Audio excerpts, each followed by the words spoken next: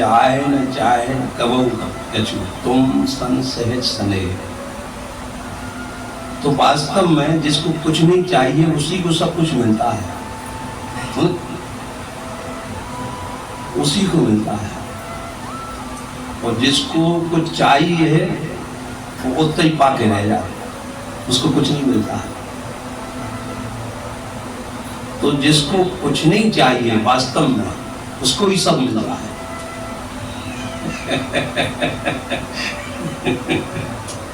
और अपन तुच्छ चीज मांगे, साधारण चीज मांगने लग हो जाए। बात तो सबके पास है, जो तुमने मांगी वह सबके पास है। तुम्हारी तो नौकरी लग जाए, करोड़ों आदमी नौकरी है, तुम्हारा 500 हमें तो पैसा मिल जाए तो हर आदमी के पास पैसा है। तुमने ऐसी कौन सी चीज विचित्र मांग ली कि जो संसार में नहीं है? जो तुम मांगोगे वो सबके पास है। इसलिए जो निष्काम भक्ति है वही सर्वश्रेष्ठ है। जिसको कुछ नहीं चाहिए उसको ही सब मिलता है। जैसे एक मालिक है तो एक उनको ईमानदार नौकर है, तो बड़े दिल से चाह रहा वो मालिक की राह, इतना भी चाह रहा है कि वो कभी कुछ नहीं कहता है, कभी कुछ मांगता है। उसको मालूम भी है मालिक की राह कि ये कुछ नहीं चाहता है, तो वो अपनी तिजोरी की चाबी दे दे कि नहीं, एक दिन आगे दे दे कि नहीं। और मालिक मुझे समझ में आ जाए कि जो मीठो बोलक बदमाश है, वो तनख्वाह तो देते रहे लेकिन तिजोरी की चाबी कभी नहीं देगा। इसलिए जो निष्काम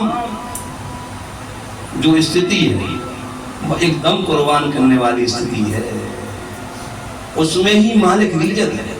जब संसारी मालिक रिझ जाते हैं, कोई संसारी आदमी रिझ जाते हैं, तो पूर्ण ब्रह्म परमात्मा भगवान क्यों नहीं रिझेंगे? वे तो बड़े भाव का हक है। एक तुम्हारे अंदर कोई सुखी तुम रिझो सने सुख थोड़े, तुम्हारे अंदर कोई विमल और ईमानदारी का प्रेम है और बड़ी कहीं न कहीं थोड़ा भी तुम्हें भगवान के प्रति स्नेह है, तो एकदम भगवान कैच कर लेते।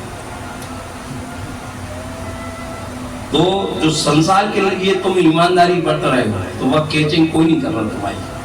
तुम कितने बता दो आप सबके हम बड़े तुम्हें बहुत प्रेम कर, तुम दिल चीर के देख लो, हृदय चीर के भी बता दो, तो उसको ईमानदारी से कोई मतलब नहीं है। तुम्हारे प्रेम से मतलब है। और वही तुम भगवान से स्नेह लगा लो, वही ईमानदारी रख लो, तो भगवान हर स्थिति खोल देते हैं। जो किसी को प्राप्त नहीं है वो सहज में भगवान उसको दे देते हैं। तो ये क्या है? निष्काम भक्ति का परिणाम है। इसलिए जाहे न चाहे कबहू कछु तुम सन सहज सने, बाई बोल रही थी। इसलिए इसी स्थिति में रहना चाहिए, तो उसको ही सब मिलेगा और सब कुछ मिलेगा, बगैर मांगे मिलेगा। ठीक, अपन मांग के अपने आप से ऊंचे हो जाते। जैसे मान लो कोई एक सेठ है, वो अपनी मोड़ी को ब्याह कर रहा और वो तो दे ही अपनी मोड़ी को, नहीं दे वो ये कहीं मोड़ी है तो वो काने दे, और तुमने कछु मांग लो उसे तो बेइज्जती हो गई। अलग की वो का समझ में आई नहीं। इसलिए मांग के अपने आप में गड़बड़ी पैदा कर लेता है। इसलिए मांगो मत, निष्काम भक्ति। और भगवान को हर क्षण की मालूम है, तुम्हारे सुख की और दुख की। तो वे भगवान सर्वव्यापी है, सर्वशक्तिमान, सब पता है। अपन मांग के गड़बड़ कर लेते हैं।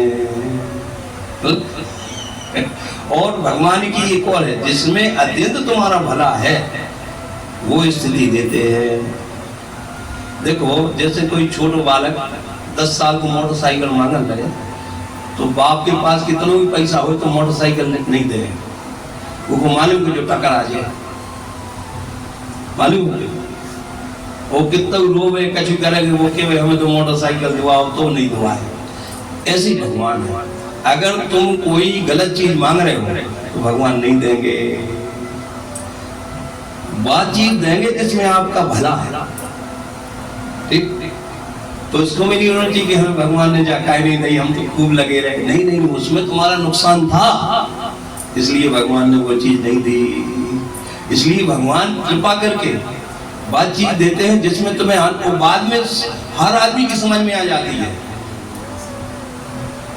जो आदमी जो रोत रहे थे फिर बाद में उनकी आंखें खुल जाती है, जी भगवान ने अच्छी कृपा करी, उसको बाद में सब समझ में आ जाता, सारे पर्दा हट जाते हैं।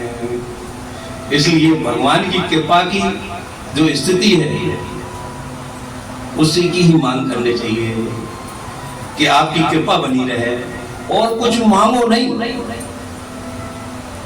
मांग के गड़बड़ कर लेता है, और बगैर मांगे ही सब कुछ मिलेगा।